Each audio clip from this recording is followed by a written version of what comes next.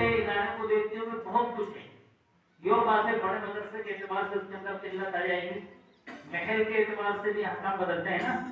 लेकिन आपके महल के एतबार से जैसे बोलेंगे कुएं का बेटा, उससे पहले जवार से शुरू होता नहीं, तो अभी जवार के बेटा नहीं, आप ये समझे अभी कुएं में नहीं गए, कोड़ी कुआं फिर समुद्र में जाएंगे। एक लफ्ज ये आया समुद्र, समंदर, समंदर बोलते हैं, इंतहाई गलत लफ्ज है। समंदर उस कीड़े को कहते हैं जो आग में पैदा होता है और आगे में जिंदगी गुजारता है, उसी में उसकी मौत होती है, वह उसकी मौत और हयात आग के अंदर है, वो है समंदर। और ये लफ्ज हिंदी का है, समुद्र है सही असल में। तो फिर जब हम समुद्र में पहाड़ बड़े मदारिस में जाएंगे तो हमें पता चलेगा कि और क्या क्या चीजें सही करने की थी। फिर आती है रवानी, हमारे रवानी भी सही हो। रवानी हो तो रवानी कहते किसे हैं? रवानी ये नहीं है कि आप जो बोलने लगे सबसे पहला नंबर जो आया था इतनी फास्ट बोल रहा है कि मोदी जी की मेट्रो ट्रेन को पीछे छोड़ दिया।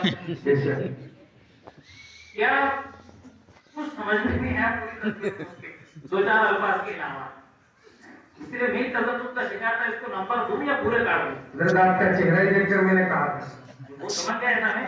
लेकिन ये चीजें रवानी जो है, रवानी का मतलब ये है कि आपके हुरूफ कटना नहीं चाहिए, आप तेजी तसल्सल के साथ कहें, लेकिन उसके अंदर कहीं भी कोई भी हर्फ, कोई भी लफ्ज, कोई भी कलिमा गायब ना हो, सामने वाले को समझ में आए कि आप कहना क्या चाह रहे हैं।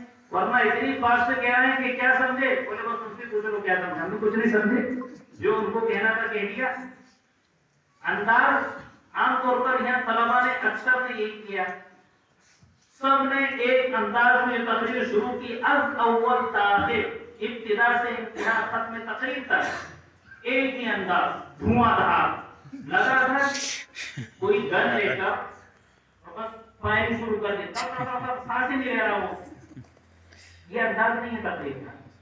तकरीर के अंदाज के अंदर जहां जो मजमून आप पेश कर रहे हैं उसके एतबार से कभी तो इंतहाई गरजदार आवाज होनी चाहिए, कभी जब नरमाहट वाला अंदाज है तो एकदम आप नरम पड़ जाए, यानी मौजों की तरह आपकी तुगयानी हो। अब जैसे एक लफ्ज तो मौज बोला था बच्चे ने, मौज भी गलत है, मौज है सही। तो इस तरीके से उठाओ चढ़ाओ एक अंदाज में तसल्सल के साथ जा रही है गाड़ी, तब तकरीर होती है। अभी आप इब्तिदा है इसलिए, बाकी आपको ये कुछ नहीं बता रहा हूं मैं कि तकरीर किस तरीके से इकट्ठा की जाए, उसको करने का तरीका और अंदाज, तैयारी कैसे की जाए, तो फिर उसकी भी किताबों के हवाले दिए जाते हैं। लेकिन आप तो वो है कि तैयारी करने वाले, ये तो उलमा का काम है। आपका काम कभी क्या है, किताब से लिया छोटा सा और बस रट्टा मार लिया है ना, हिफ्ज कर लिया। तो इसलिए आपके लिए बातें अभी गैर महज मुनासिब नहीं है अंदाज। अच्छा, इसके बाद एक और आती है मश्क की बात। करने के बाद आप जब ये सब चीजें होगी, सही से तलफ़ुज़ आपने कर लिया, अच्छा मजबूत याद कर लिया, रवानी तसल्सल आई, अब उसको मश्क भी करना है पहले यहाँ आने से पहले। जितनी मश्क करेंगे उतना ही फायदा है। और अभी आप आमतौर पर जो इस फील्ड के माहिर होते हैं वो ये कहते हैं कि हर तालिब इल्म को कम से कम 40-50 तफसीर याद होनी चाहिए। कभी होता ऐसा है, अभी तो आप सोच रहे हैं यार हमारी जरूरत क्या है, कभी बहुत बुरे फंस जाते हैं। मैं अपना जमाने तालिब इल्मों का वाक़या मुझे बहुत याद रहता, शायद इनको भी सुनाया हो कभी दौरान दर्स। जब हम अरबी दो में पढ़ते थे, वो अल्लाह उस्ताद मोहतरम को जज़ा खैर से उन्होंने मेरी लाज रखी, तो हमने नूरुल इज़्ज़त के साथ ज़ादुल तालिबीन पढ़ी थी। तो हजरत ने जो उनके जहन में अच्छे बच्चे से उनको हिफ्ज़ कराई थी, मैंने भी उसमें हिफ्ज़ कर ली थी ज़ादुल तालिबीन। हमारे चचा और उन्हीं की बरकत से, उनका नाम चल रहा तर्जुमानी मस्जिद में मौलाना इब्राहिम साहब दामद बरकतुहुमुल आलिया। तो जब उनको मालूम हुआ उनका भतीजा है ये, तो फिर मंसूर नजर हो गया उनका।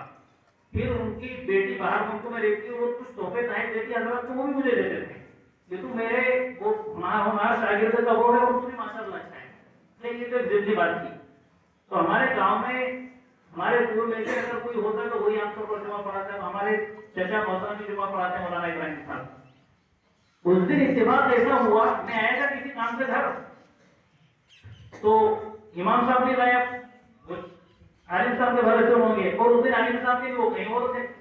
अब जब उन्होंने गाँव वालों ने देखा तो मकबूल शरीफ इनको वही नजर आया, एक पढ़ने वाला बच्चा, और कोई था भी नहीं। अब अभी